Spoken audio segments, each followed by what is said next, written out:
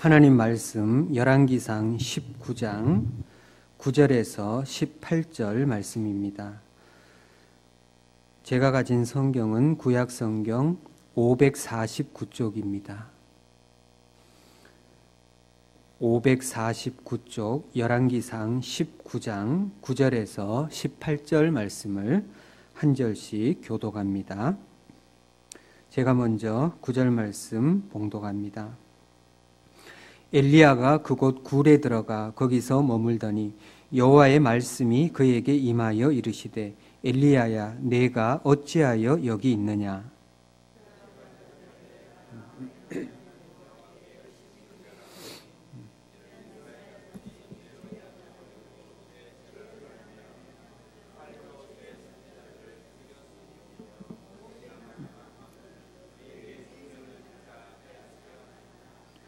여호와께서 이르시되 너는 나가서 여호와 앞에서 산에 서라 하시더니 여호와께서 지나가시는데 여호와 앞에 크고 강한 바람이 산을 가르고 바위를 부수나 바람 가운데에 여호와께서 계시지 아니하며 바람 후에 지진이 있으나 지진 가운데에도 여호와께서 계시지 아니하며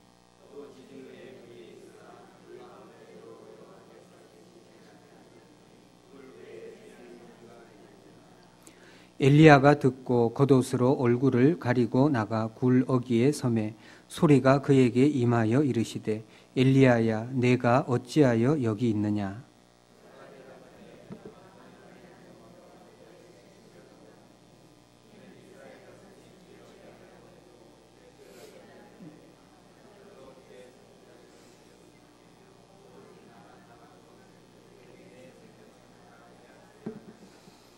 여호와께서 그에게 이르시되 너는 내 길을 돌이켜 광야를 통하여 다메섹에 가서 이르거든 하사엘에게 기름을 부어 아람의 왕이 되게 하고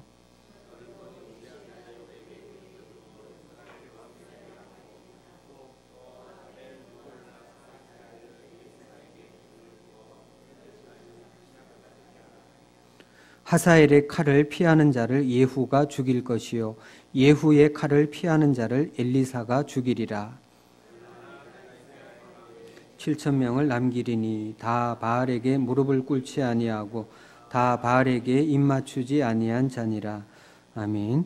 한번 기도하겠습니다. 사랑과 자비의 하나님 아버지, 은혜를 진심으로 감사합니다. 오늘도 우리들을 기도의 귀한 자리로 불러주시니 감사합니다. 우리가 하나님을 찬양하고 이 시간은 말씀을 듣기 원합니다. 성령 하나님 이곳에 임재하셔서 영광 받으시고 부족한 종을 도구로 사용하셔서 전하는 자와 듣는 자가 함께 진리의 말씀 앞에 아멘으로 화답하고 결단하는 복된 시간으로 삼아 주시옵소서. 감사하옵고 예수님 이름으로 기도하옵나이다. 아멘. 할렐루야. 오늘 본문 9절과 13절 하반절에 보면 하나님께서 엘리야에게 이렇게 말씀하십니다. 내가 어찌하여 여기 있느냐. 오늘 이 시간은 본문 말씀을 중심으로 내가 어찌하여 여기 있느냐라는 제목으로 잠시 말씀을 상고하면서 하나님이 우리에게 주시는 은혜를 나누고자 합니다. 창세기 3장 9절 말씀에 보면 아담과 하와가 선악과를 따먹은 이후에 하나님께서 아담을 찾아오셔서 이렇게 말씀합니다. 아담아 내가 어디 있느냐. 또한 창세기 4장 9절 말씀에 보면 형 가인이 동생 아벨을 죽인 후에 하나님께서 가인에게 이렇게 말씀하십니다. 내 아우 아벨이 어디 있느냐. 하나님께서 엘리야에게 아담에게 그리고 가인에게 던진 각각의 질문은 매우 중요한 의미를 담고 있습니다. 아담에게 던진 질문, 아담아 내가 어디 있느냐. 이 물음은 어떤 의미를 담고 있을까요? 이것은 아담의 위치를 묻는 질문이 아닙니다. 이것은 인간 영혼의 현 주소를 묻는 근본적인 질문입니다. 선악과를 먹지 말아야 하는 피조물의 본분을 망각한 아담을 향해 내가 지금 서 있는 곳이 어디냐는 실존적 물음인 것입니다. 또한 가인을 향해 묻는 질문, 내 아우 아벨이 어디 있느냐? 하나님은 가인이 아벨을 죽인 사실을 이미 알고 계셨습니다. 그런데도 이렇게 질문하신 이유가 무엇입니까? 창세기 4장 본문 속에서는 가인에게 회개할 기회를 주시기 위해 던진 질문이지만 이 질문을 좀 더 넓게 생각한다면 이 질문은 그리스도인의 사회적 책임을 묻는 질문입니다. 오늘 우리 그리스도인들은 하나님께서 아담과 가인에게 던진 질문을 깊이 묵상하고 대답할 준비가 되어 있어야 합니다. 아담아, 내가 어디 있느냐? 아담 자리에 각자 자신의 이름을 넣어보세요. 세윤아, 내가 어디 있느냐? 그리고 가인을 향해 던진 질문, 내 아우 아벨이 어디 있느냐? 아벨 대신에 가까운 가족의 이름이나 혹은 사회적 약자를 대입해서 생각해 볼 수 있습니다. 겨울은 소외된 사회적 약자들에겐 더더욱 힘든 계절입니다. 내 아우 아벨이 어디 있느냐? 우리 생동교회는 사회적 약자들도 잘 살펴서 배려하는 그런 모범적인 교회가 될 수 있길 원합니다. 다시 본문으로 돌아와서 하나님이 엘리야에게 던진 질문을 생각해 봅시다. 내가 어찌하여 여기 있느냐? 이 질문을 생각하기 전에 엘리야에 대해서 살펴보는 것이 순서일 것 같습니다. 성경에 나오는 수많은 믿음의 선진들 중에서도 엘리야라는 캐릭터는 참 특이합니다. 엘리야는 열왕기상 17장에 처음 등장합니다.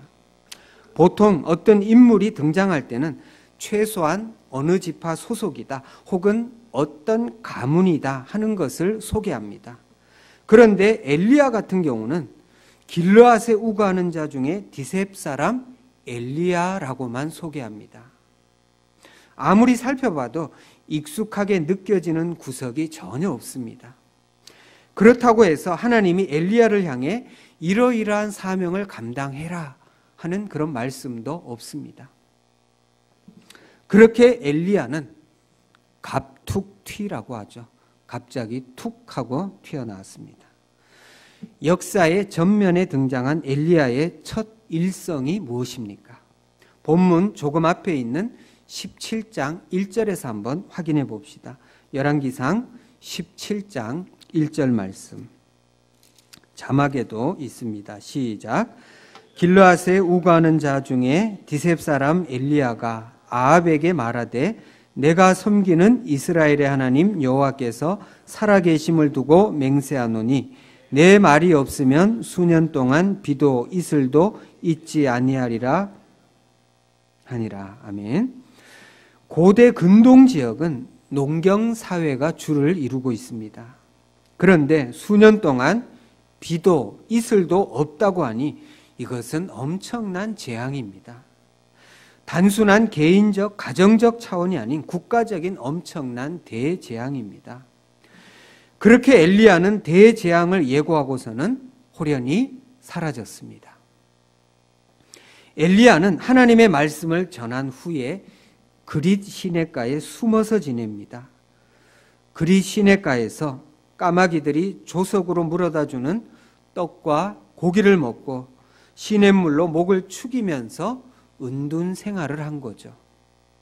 아마도 이 시간들은 엘리야가 본격적으로 하나님의 선지자로 쓰임 받기 위한 연단의 과정이었을 겁니다. 그 시간을 통해서 엘리야는 하나님과 깊이 교제하면서 그리고 하나님을 전적으로 신뢰한다는 것이 어떤 의미인가를 하나하나 배워 나갔을 겁니다. 그 후에 사르밧 과부의 공개를 받았고 그 과부의 집에 밀가루와 기름이 떨어지지 않는 이적을 베풀죠. 그리고 사르밧 과부의 죽은 아들을 살리는 놀라운 기사를 행합니다. 그럼에도 불구하고 엘리야 하면 역시 갈멜산에서 바알 선지자 450명과 벌인 영적 대결을 빼놓을 수 없죠. 아마 한국교회 성도들은 엘리야 하면 갈멜산에서의 영적 전투, 그 장면을 가장 하이라이트로 꼽을 겁니다. 여러분, 그 본문이 열왕기상 18장에 아주 상세하게 소개되어 있습니다. 그 내용들을 찬찬히 읽어 나가다 보면 먼저 바알을 섬기는 바알 선지자들이 속된 말로 생발광을 다합니다. 어떻게든 불을 내려달라고. 그런데 바알 선지자들이 그렇게 애타게 바알에게 호소했건만 불이 내려왔습니까? 안 내려왔죠. 내려올 수가 없습니다. 바알은 처음부터 거짓 신이니까요. 그에 반해 엘리야는 기도하기 전에 무엇부터 했었죠? 무너진 제단을 수축하고 12돌을 세웁니다. 그것이 무엇을 의미하겠어요? 그것을 보는 이스라엘 백성들이 그렇다. 우리는 아브라함과 이삭과 야곱 그리고 12지파의 후손들인데 우리가 지금 도대체 무엇하고 있는가? 우리가 지금 어떤 위치에 서 있는가? 아마 그들은 엘리야가 그렇게 묵묵히 무너진 제단을 수축하고 12돌을 세우는 과정을 보면서 아마도 자기 자신들을 돌아보는 시간이었을 겁니다. 아울러 제가 역대기를 설교하고 열왕기를 설교하면서 드렸던 말씀, 역대기는 포로 후기 공동체에게 주어진 글이고 이 열왕기서는 포로 초기 공동체. 그래서 포로 초기 공동체가 이 글을 볼 때에 엘리야의 이 행적을 보면서 그래, 우리 조상들이 다 여호와 하나님을 배역하고 여호와 하나님의 마음을 아프게 하고 바알을 따라가고 아세라 거짓 선지자를 따라갔던 그런 아픈 추억들을 회상했을 겁니다. 우리 조상들뿐 아니라 우리 역시도 하나님을 배역했고 우리는 우상을 섬겼다. 그래서 결국 이곳 바벨론의 포로로 끌려와서 그 죄값을 감당하고 있는 것이다. 그렇게 선지자들이 애타게 돌이키라고 했건만 우리는 그 선지자들의 말에 귀를 기울이지 않았던 것, 그런 것들을 아마도 이 열왕기서의 말씀을 들으면서 보면서 이들은 마음 가운데 돌이키는 시간이었을 겁니다. 그리고 엘리야는 재물에다가 물을 잔뜩 들이붓죠. 여러분, 불을 내려야 하는데 거기에다 물을 잔뜩 끼얹었으니 얼마나 불리한 싸움입니까? 그러나 엘리야는 그렇게 할 수 있었던 것이 살아계신 하나님을 믿는 사람이기 때문에. 할렐루야. 그렇게 해서 엘리야는 아주 간단 명료하게 하나님 앞에 기도합니다. 엘리야의 기도가 끝났을 때 하늘에서부터 불이 내려와서 재물을 살랐고 그리고 그 주변의 도랑으로 차고 넘치던 물까지 다 핥아버렸습니다. 그렇게 갈멜산 전투는 하나님의 하나님 되심을 증거하는 놀라운 사건이었습니다. 갈멜산에서의 세계적 전투에서 승리한 엘리야 선지자는 바알 선지자 450명을 기손 시내에서 모조리 죽입니다. 갈멜산 영적 대결은 하나님의 하나님 되심을 만천하에 드러낸 쾌거입니다. 할렐루야. 사랑하는 성도 여러분, 오늘 우리들이 살고 있는 삶의 현장에서 예수 그리스도의 향기를 바라는 삶, 그리고 하나님의 하나님 되심을 드러내는 기적의 삶, 믿음의 삶이 될 수 있기를 축원합니다. 그런 다음에 엘리야 선지자는 사환을 데리고 갈멜산 꼭대기에 올라갑니다. 그곳에서 엘리야는 얼굴을 무릎 사이에 놓고 비를 내려달라고 간절히 기도합니다. 사환이 7번째 올라가 바다 쪽을 보니 사람 손 크기 정도 되는 작은 구름이 일어났습니다. 그리고는 드디어 폭우가 쏟아집니다.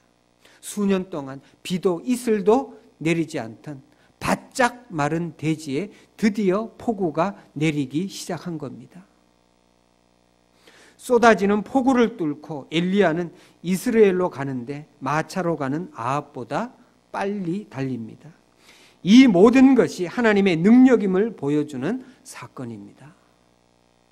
아무튼 엘리야는 갈멜산 전투에 이어 비를 내려달라는 기도 응답, 그리고 마차 앞에서 달리는 놀라운 이적까지 하루 동안 기적 3종 세트를 달성하며 거짓신 바알과의 대결을 완승으로 마무리합니다. 할렐루야. 여기까지만 보면 엘리야의 사역은 꽤나 임팩트가 있습니다. 그런데 문제는 오늘 본문을 담고 있는 19장에 넘어왔습니다. 도대체 18장의 엘리야와 19장의 엘리야가 동일 인물일까? 혹시 동명이인이 아닐까 하는 의심을 하게 됩니다. 여러분들이 집에 돌아가셔서 열왕기상 18장과 19장 말씀을 한번 천천히 묵상해 보세요. 도대체 같은 인물이 맞나? 이거 혹시 동명이인 아닐까? 갈멜산에서의 통쾌한 승리의 여운이 채 가시기도 전에 아합 왕의 부인 이세벨의 위협 앞에 맥없이 도망하는 엘리야.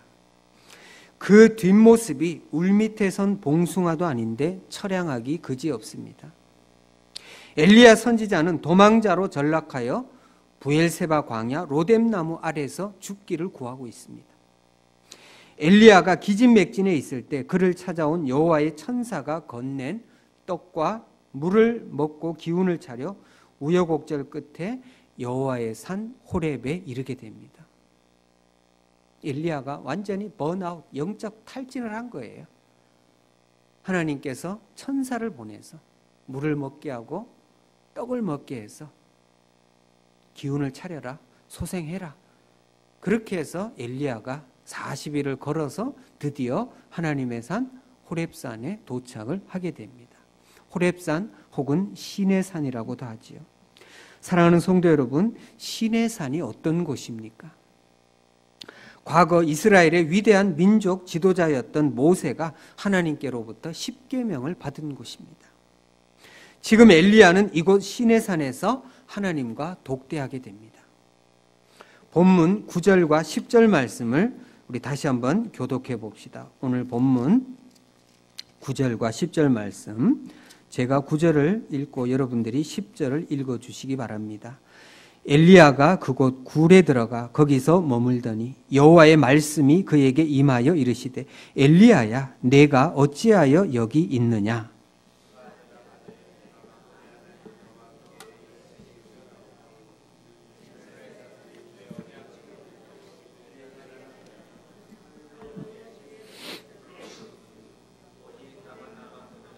그들이 내 생명을 찾아 빼앗으려 하나이다. 아멘. 하나님의 물음과 엘리야의 대답입니다. 그런데 그 뉘앙스가 약간 동문서답하는 것 같습니다. 하나님께서 엘리야를 향해 내가 어찌 여기 있느냐는 물음은 지금 내가 있을 곳은 여기가 아니라는 뉘앙스예요. 지금 너가 있을 곳이 여기가 아닐 텐데 왜 너가 여기 있느냐? 그 물음이에요. 하나님의 간단 명료한 물음과는 대조적으로 엘리야는 장황한 대답을 늘어놓습니다. 엘리야의 대답 가운데 하나님께 대한 열심이 유별하다는 말은 일리가 있습니다.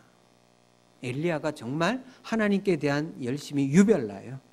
자, 지금 우리가 사용하는 개역 개정판 성경은 열심이 유별하다 이렇게 표현하고 있어요. 그런데 개역 개정판 앞에 썼던 개역 한글판 성경에 보면 열심이 특심하다. 저는 그 표현이 조금 더 마음에 와 닿습니다. 열심이 유별하다 이 표현보다는 열심이 특심하다. 엘리야는 분명 하나님 앞에 그 정도는 그래도 좀 당당하게 대답할 수 있을 것 같아요. 하나님 아시잖아요. 제가 하나님께 대한 열심이 특심하다는 것. 여느 사람들과 달리 정말 유별나다는 것 하나님 아시지 않습니까? 엘리야의 성품은 부러지면 부러졌지 휘어질 스타일이 아닙니다. 적어도 지금 19장 여기까지만 놓고 볼 때 엘리야라는 사람은 부러지면 부러졌지 이렇게 휘어질 스타일은 아닌 것 같아요. 그런데 여러분 이솝 우화에 보면은 태풍이 몰아쳤을 때 나무와 갈대 중에 어떤 게 쓰러져요? 예, 나무는 뚝 부러지잖아요. 갈대는 살아남아요. 갈대는 어떻게 살아남았어요? 예, 바람 방향을 따라 이렇게 휘는 거예요. 갈대는 살아남았는데 나무는 바람을 정면으로 계속해서 맞다 보니까 뚝 부러지죠. 엘리야는 어찌 보면 갈대보다는 나무 이미지를 갖고 있어요. 그래서 그동안의 사역에 대해 열심히 특심하다고 자평하는 겁니다. 그리고 그 다음에 보면 이스라엘 가운데 선지자는 자신만 홀로 남았다고 합니다. 그런데 엄밀히 말하면 이 말은 맞는 말이 아니에요. 여러분 열왕기상 17장부터 이렇게 쭉 한번 읽어보세요. 과연 그 땅에 선지자는 엘리야 혼자만 남았을까요? 엘리야의 사역이 두드러져 보이기 때문에 엘리야 혼자 있는 것처럼 보이는 것이지 엘리야 혼자 있는 게 아니에요. 이 사건 전에 엘리야가 아합 왕의 국내 대신 오바댜를 만납니다. 그 오바댜는 비록 북이스라엘의 가장 악한 왕으로 평가받는 아합 왕의 신하로 일하고 있지만 그는 하나님을 경외하는 사람이에요. 그래서 그가 목숨을 걸고 어떤 일을 하는가 하면 굴 속에 선지자를 50명씩 합 100명을 몰래 그렇게 음식을 갖다 주면서 그 선지자들이 굴 속에서 생활할 수 있도록 돕고 있어요. 오바댜로부터 그 이야기를 엘리야는 들었단 말이에요. 그런데 지금 엘리야는 하나님께 어떻게 하소연하고 있어요? 선지자는 나만 홀로 남았다 그래요. 아니에요. 엘리야 혼자 남은 게 아닙니다. 아마도 엘리야가 이렇게 대답한 데는 100명의 선지자를 과소평가한 부분이 있는 것 같아요. 제가 보기에는. 왜냐하면 그들은 소극적인 것 같고 그리고 사역을 하려면 죽을 각오하고 당당하게 나처럼 이렇게 사역을 해야 되지 그렇게 굴 속에 숨어서 사역하는 게 도대체 뭐야? 아마 그런 마음이 엘리야의 마음속에 은연중에 조금 있었던 것 같아요. 그런데 여러분 하나님이 맡기신 사명과 역할은 조금씩 다르다는 것을 기억하시기 바랍니다. 모든 사람이 다 엘리야와 같은 사역을 하는 건 아니에요. 어떤 사람은 그렇게 굴 속에 숨어 있는 사명을 감당하는 사람도 있는 겁니다. 여러분 그 100명의 선지자가 굴 속에서 뭘 했겠어요? 그들이 간절히 국가를 위해서 기도하고 엘리야를 위해서 중보하며 기도하지 않았겠어요? 우리는 지금 처량하게 굴 속에 갇혀 있지만 하나님, 엘리야 선지자가 저렇게 담대하게 사역을 하고 있으니 하나님께서 엘리야 선지자를 붙들어 주시고 엘리야 선지자를 통해서 다시금 이 땅에 하나님의 하나님 되심이 선포되게 하옵소서. 그렇게 중보 기도하지 않았겠냐 말이에요. 그런 기도가 있었기에 엘리야가 갈멜산 전투에서 이길 수 있었던 것이고 그가 멋있게 하나님 앞에 쓰임받을 수 있었던 겁니다. 사랑하는 성도 여러분, 결코 이 땅에는 나 혼자만 남아있는 것도 아니고 나 혼자만 하나님의 일을 한다고 착각하지 마시기 바랍니다. 여러분, 지금 북한교회 지하 성도들 어찌 보면 그들은 우리처럼 자유롭게 신앙생활은 못하는가 몰라도 오히려 하나님 편에서 본다면 그들의 그 일사각오의 기도, 그 예배를 하나님께서 더 값지게 보시지 않을까요? 우리는 비록 자유롭게 신앙생활을 하고 있지만 과연 그들의 그 뜨거운 신앙을 우리가 따라갈 수 있겠냐 말이에요. 여러분, 남과 북이 분명 복음 안에서 통일된 날이 올 겁니다. 그런데 그때 과연 우리 남한 교회 성도들이 북한 교회 그 지하 성도들의 믿음을 따라갈 수 있을까? 한편으로는 부끄럽고 마음이 무겁습니다. 그러면서 여러분, 이런 기도도 해보게 됩니다. 북한 지하교회 성도들 믿음이 너무너무 고귀한 것은 사실이지만 그렇다고 해서 그들도 자칫 나중에 통일되었을 때 교만한 마음을 갖지 않게 해달라고. 그들이 만에 하나 마음 가운데 우리는 그 자유가 없는 곳에서도 숨어서 그렇게 애절하게 하나님을 예배했건만 너희 남한교회는 자유로운 곳에서 도대체 뭘 했냐? 그러면서 그들이 어떤 신앙의 우월감을 갖고 남한교회 성도들을 깔본다면 그것 역시도 하나님은 기뻐하시지 않을 겁니다. 어쨌거나 남한교회와 북한교회 지하 성도가 함께 만나서 백두에서 한라까지 하나님을 예배하게 되는 날이 분명히 옵니다. 우리는 그 일을 위해서 기도해야 되고요. 북한교회 지하 성도들이 과연 무엇을 기도하고 있겠습니까? 그들도 우리와 동일하게 세계 선교를 위해서 기도하고 있을 겁니다. 그리고 남과 북이 열리게 되는 날 하나님께서는 저 이슬람권을 향해서 북한교회 지하 성도들을 다수를 하나님께서는 귀한 선교사로 사용하실 겁니다. 왜냐하면 그들은 이미 일사가구의 신앙이 무엇인가를 터득하고 있는 사람들이에요. 우리는 어차피 북한에서도 죽을 목숨이었다. 그런데 하나님께서 이렇게 통일도 되게 하셨고 자유도 맛보게 하셨으니 내가 이슬람권에 가서 복음 전하다가 죽은들 무슨 여한이 있겠는가. 분명 하나님께서 북한 지하교회 성도들을 아마도 그동안 복음이 잘 들어가지 못했던 어려운 지역의 선교사로 사용하리라고 저는 믿습니다. 물론 우리 가운데도 하나님께서 어떤 마음에 특별한 감동을 주시면 그리고 하나님께서 쓰시면 당연히 우리들도 그렇게 쓰임 받을 겁니다. 여러분, 만약 하나님께서 내게 어려운 일을 맡기면 어떡할까? 그런 것을 생각하면서 지레 겁먹을 필요는 없습니다. 왜냐하면 하나님께서 우리에게 어떤 일을 맡기시든지 간에 그 일을 맡길 때는 그 일을 감당할 수 있는 능력도 주시기 때문입니다. 그러니 우리는 지레 겁먹을 필요는 없습니다. 우리가 그저 기도할 것은 하나님께서 어떤 모양으로 나를 쓰시든지 간에 그저 하나님 손에 붙잡혀서 선한 도구로 쓰임받길 원합니다. 그 마음가짐이면 하나님께서 우리를 하나님의 때에 하나님의 방법으로 다양하게 사용하실 줄 믿습니다. 사랑하는 성도 여러분, 엘리야가 귀한 사역을 감당할 수 있었던 데는 결코 혼자 힘으로 된 것 아닙니다. 첫째는 하나님의 은혜요, 둘째는 굴 속에서 기도하는 동역자들이 있었다는 겁니다. 오늘 우리들도 마찬가지입니다. 여러분, 기도의 동역자를 많이 두시기 바랍니다. 예. 여러분, 우리 교회는 소그룹 캠프가 잘 돼 있잖아요. 그 캠프 지체들끼리도 여러분 좋은 기도의 동역자들이 되세요. 예. 그리고 어떻게 해서든지 교회 안에 기도의 네트워크를 자꾸 구성하십시오.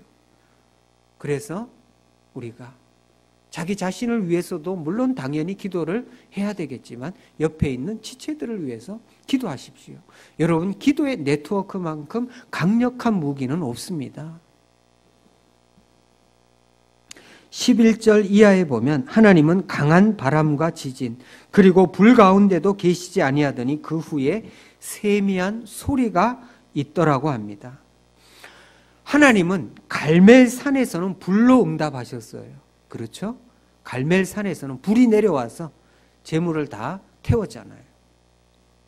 그런데 이번에는 불로 응답하지 않아요. 오늘 본문을 잘 보세요. 갈멜산에서는 분명 불로 응답했었는데 오늘 본문에서는 불로 응답하시지 않습니다. 여러분, 이것이 무엇을 의미합니까? 하나님은 늘 같은 방법으로 응답하시지는 않는다는 거예요. 그래서 내가 지금 어떤 형편에 처했든지 간에 과거와 동일한 방법으로 하나님이 응답하실 거라고 여러분 그렇게만 생각하지 말라는 거예요. 하나님, 지난번에는 이렇게 응답하시더니 왜 이번에는 이렇게 응답 안 하시는 거죠? 그렇게 생각하실 필요 없습니다. 하나님께서는 그때그때 다른 방법으로 역사하십니다. 할렐루야. 여러분, 드라마도 계속해서 재방송을 보면 재미가 있어요, 없어요? 저는 어려운 질문 안 하잖아요. 여러분 제 방송 계속해서 보면 재미있어요? 없어요? 없어요. 하나님께서도 맨날 똑같은 방법으로 응답하면 여러분 재미가 있겠어요? 없겠어요? 물론 응답해 주시는 것은 감사한 일이지만 조금은 흥미가 떨어지지 않겠어요? 그리고 하나님이 늘 똑같은 방법으로 응답하시면 우리가 살짝 교만해질 수 있어요. 왜? 예측 가능하잖아요. 아, 일이 이렇게 흘러가네? 그럼 이번에도 하나님이 또 이렇게 응답하시겠네? 아닙니다, 여러분. 하나님은 다양한 방법으로 일하십니다. 할렐루야. 그러니 지금 여러분들이 어떤 형편에 처해 있든지 간에 너무 낙심하거나 불안해하지 마세요. 아, 하나님께서 이번에는 또 어떤 방법으로 기가 막히게 일을 하실까? 하나님의 일하심을 기대하시기 바랍니다. 불후의 세미한 소리, 불후의 세미한 소리. 이 표현은 신구약 66권 가운데 오직 여기에만 나옵니다. 이 소리는 앞서 지진과 불을 동반한 요란한 소리와 대조되는 침묵을 느낄 정도로 아주 고요하고 섬세한 소리입니다. 이것은 하나님께서 엘리야에게 마치 엄마가 어린 아이를 달래듯 친밀하게 말씀하시는 것을 묘사하고 있습니다. 복음서에 보면 예수님이 부활 후에 베드로에게 나타나서 내가 나를 사랑하느냐 3번 물으셨죠. 3번씩이나 예수님을 강력히 부인했던 베드로를 책망하지 않고 그의 상처를 싸매시고 오순절 성령으로 옷 입히셔서 초대교회 지도자로 사용하십니다.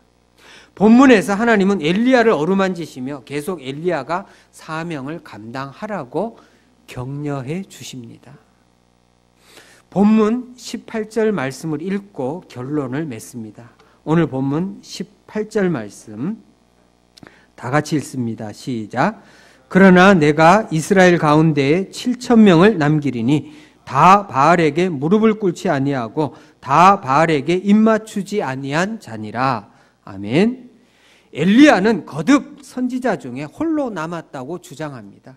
그러나 하나님은 굴 속에 있는 선지자 100명 외에도 바알에게 무릎 꿇지 않은 자 7,000명을 남기겠다고 말씀합니다.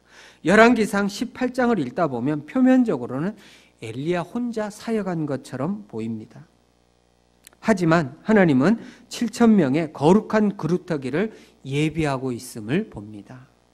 사랑하는 성도 여러분, 오늘도 동일하게 하나님은 우리 한 사람 한 사람을 향해 묻습니다. 사랑하는 아들, 사랑하는 딸 누구누구야? 내가 어찌하여 여기 있느냐? 이 물음에 우리는 어떤 대답을 해야 할까요? 이 시간 내 삶의 자리를 확인해 봅시다. 마땅히 내가 있어야 할 곳에 있는지, 하나님이 맡겨주신 사명을 바르게 감당하고 있는지, 혹시 내가 있어야 할 자리를 이탈했다면 속히 제자리로 돌아갑시다. 내가 처음 은혜 받았던, 내가 처음 인격적으로 주님을 만났던 그 자리를 회복합시다. 하나님이 맡겨주신 사명을 감당함에 있어서 내 의를 앞세우고 내 열심으로 하고 있다면 회개하고 위로부터 오는 힘과 능력을 공급받읍시다. 여러분, 하나님께서는 결코 나 혼자 이 세상에 던져두신 것 아니에요. 여전히 이 땅에는 거룩한 그루터기들이 있습니다. 바라기는 우리 한 사람 한 사람이 거룩한 그루터기가 되길 소망합니다. 뿐만 아니라 하나님께서 이 땅에 나 혼자 모든 짐을 고독하게 지고 이 사명을 감당하게 하시지 않아요. 주변에 보면 묵묵하게 내 사명을 도와주는 지체들이 있습니다. 기도의 동역자도 있고요. 혹은 물질로 돕는 이들도 있고요. 혹은 몸으로 돕는 이들도 있고요. 여러 다양한 방법으로 돕는 지체들이 있음을 기억하시기 바랍니다. 사랑하는 성도 여러분, 하나님께서 오늘 우리들에게 어찌하여 내가 여기 있느냐라는 그 물음 앞에 먼저 지금 내가 어디에 서 있는지를 확인할 수 있기 원하고요. 그리고 그 마땅히 있어야 할 자리를 회복하기 원합니다. 뿐만 아니라 하나님께서 결코 이 땅에 나 홀로 남겨두시지 않았다. 하나님은 이 땅에 거룩한 그루터기들, 여러 귀한 지체들을 남겨두셨다. 하나님께서는 분명 그들을 통해서 하나님의 거룩한 일을 진행하실 것이다. 그러니 우리는 그 하나님을 바라보고 그 하나님의 일에 늘 쓰임받기를 소망하는 그런 마음으로, 그러한 간절한 소원을 가지고 우리 앞에 펼쳐지는 믿음의 경주를 끝까지 넉넉하게 잘 감당하는 저와 여러분 될 수 있기를 진심으로 축원합니다. 할렐루야. 한번 기도합시다. 우리 시간 한